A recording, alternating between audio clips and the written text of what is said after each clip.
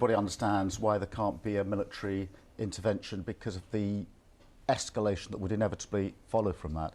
It does mean that the other measures, the sanctions and other measures, have to be the strongest that are possible across the world, including here in the United Kingdom. It's among the reasons we're pushing the government so hard on sanctions, because the sanctions have to do a lot of work here.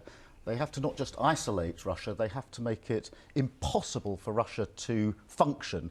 And so we've got a big bill, a piece of legislation going through Parliament tomorrow. We want to push the government further and faster than they're going on sanctions, because they have to do so much work in this conflict. You say that everybody understands why a no-fly zone is not being imposed. President Zelensky doesn't, and he's called for that repeatedly. But is there a point at which we can no longer stand back and watch? If President Putin just keeps shelling cities for days, weeks, if people keep dying?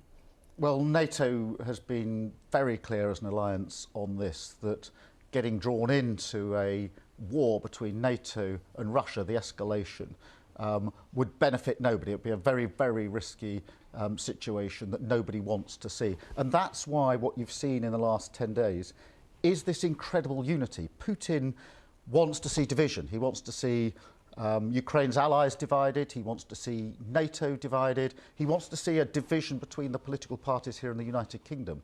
And that's why we as the Labour Party, as the opposition, on the principle of standing up for Ukraine against Russian aggression, we stand as one in the United Kingdom on that issue.